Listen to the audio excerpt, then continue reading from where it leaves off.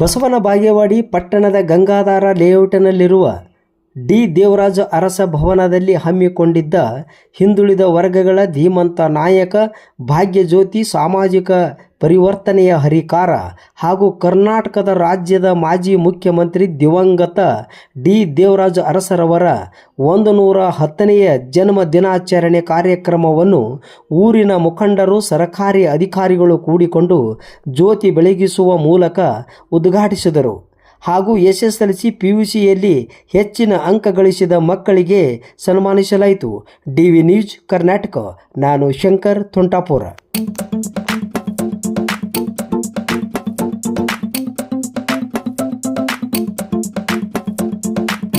ವಾಸುದೇವ್ ನೈವೇದ್ಯ ಅವರಿಗೆ, ಮಾತೆ ಸಂಗಮ್ ಅವರಿಗೆ, ND ಟೋಟಲ್ ಸರ್ ಅವರಿಗೆ, ನಾಗೇಶ್ ನಾಗೂರ್ ಅವರಿಗೆ, ಅನಿಲ್ ಕುಮಾರ್ ಅವರಿಗೆ, ರಂಜಾನ್ ಹೆಬ್ಬಾಳ್ ಅವರಿಗೆ, ಸುರೇಶ್ ಗೌಡ ಪಾಟೀಲ್ ಅವರಿಗೆ, ಮಾತೆ ಶೆಟ್ಟಾಳ್ ಅವರಿಗೆ, ಮುರಾಸ್ ಕಣ್ಣೂರ್ ಅವರಿಗೆ, ಮೈಬೂಬ್ ಗುಲ್ಬರ್ಗ್ ಅವರಿಗೆ ಹಾಗೂ ಬೆಂಗಳೂರಿನ ಎಲ್ಲ TSS ಮುಖಂಡರವರಿಗೆ ದಾರಿದೀಪಗಳಾಗಿ ಮಾತನಾಡುತ್ತಿದ್ದಾರೆ. ಪ್ರಸಿದ್ಧರಾದ ಸೋಮಕಲಿ ಸಾಹೇಬರಿಗೆ ಧನ್ಯವಾದಗಳು. ಈಗ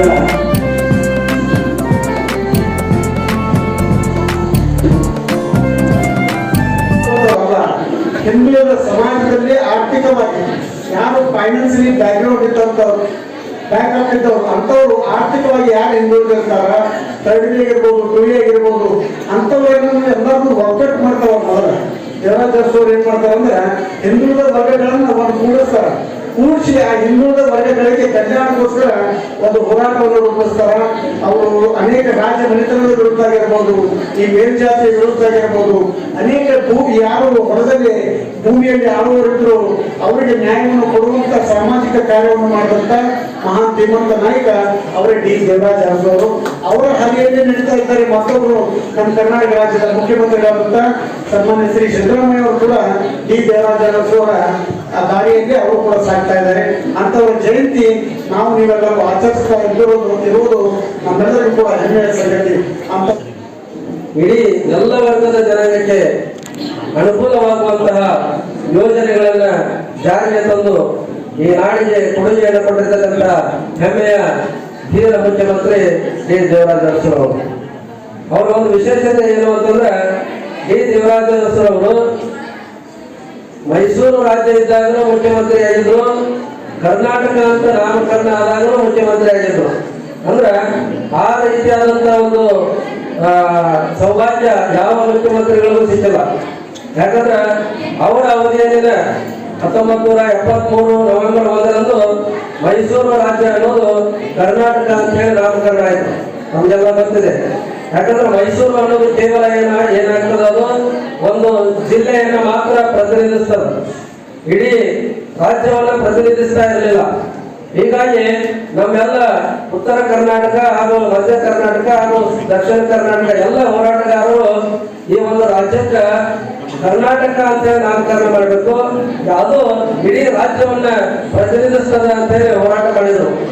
ಆ ಹೋರಾಟವನ್ನು ಬೆಂಬಲಿಸಿ ಮಾನ್ಯ ಏನು ಮುಖ್ಯಮಂತ್ರಿಗಳಾಗಿದ್ದರು ಡಿ ದೇವರಾಜ ಅರಸರವರು, ಅವರ ಅಧಿಕಾರಾವಧಿಯಲ್ಲಿ ಈ ಮೈಸೂರು ರಾಜ್ಯ ಅನ್ನೋದನ್ನ ಹೋಗಲಾಡಿಸಿ ಕರ್ನಾಟಕ ಅಂತೇಳಿ ನಾಮಕರಣ ಮಾಡಿರ್ತಕ್ಕಂಥ ಹೆಮ್ಮೆಯ ಕನ್ನಡಿಗ ಯಾರಾದರೂ ಇದ್ರೆ ಅದು ಡಿ ದೇವರಾಜ ಅರಸರವರು ಅಂತಕ್ಕಂಥ ಮಾತನ್ನ ಈ ಸಂದರ್ಭದಲ್ಲಿ ನಾನು ಹೇಳಿದ್ದೇನೆ.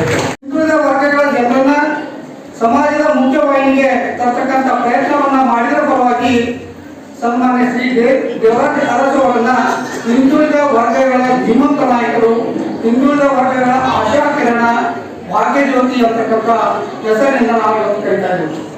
ಇವತ್ತು ಕರ್ನಾಟಕ ರಾಜ್ಯದಲ್ಲಿ ಸುಮಾರು ಸಹಸ್ರಾರು ವಿದ್ಯಾರ್ಥಿಗಳು ನಮ್ಮ ವಸತಿ ನಿಲಯದಲ್ಲಿ ಪ್ರವೇಶವನ್ನು ಪಡೆದು ಶಿಕ್ಷಣವನ್ನು ಪಡಿತಾ ಇದ್ದಾರೆ. ಅದೇ ರೀತಿಯಾಗಿ ನಮ್ಮ ತಾಲೂಕಿನಲ್ಲಿ ಕೂಡ ಸುಮಾರು 19 ವಸತಿ ನಿಲಯಗಳಲ್ಲಿ 1621 ವಿದ್ಯಾರ್ಥಿಗಳು ಇವತ್ತು ವಸತಿ ಸೌಲಭ್ಯವನ್ನು ಪಡಿತಾ ಶಿಕ್ಷಣವನ್ನು ಪಡಿತಾ ಇದ್ದಾರೆ.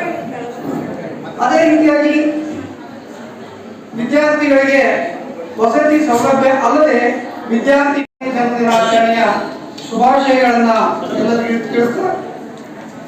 ಹಿಂದುಳಿದ ವರ್ಗಗಳ ಜನರು ಸಾಮಾಜಿಕವಾಗಿ, ಆರ್ಥಿಕವಾಗಿ, ಶೈಕ್ಷಣಿಕವಾಗಿ ಸಮಾಜದ ಮುಖ್ಯವಾಹಿನಿಗೆ ಬಂದು ಅವರು ಕೂಡ ಸಮಾಜದಲ್ಲಿ ಒಂದು ಉನ್ನತ ಸ್ಥಾನವನ್ನ ಪಡೆಯಬೇಕು ಅಂತಕ್ಕಂಥ ಉದ್ದೇಶದಿಂದ ಸನ್ಮಾನ್ಯ ಶ್ರೀ ಡಿ ದೇವರಾಜ ಅರಸು ಅವರು ಹಿಂದುಳಿದ ವರ್ಗಗಳ ಕಲ್ಯಾಣ ಇಲಾಖೆ ಅಂತಕ್ಕಂಥದ್ದನ್ನು ಸ್ಥಾಪನೆ ಮಾಡಿದರು.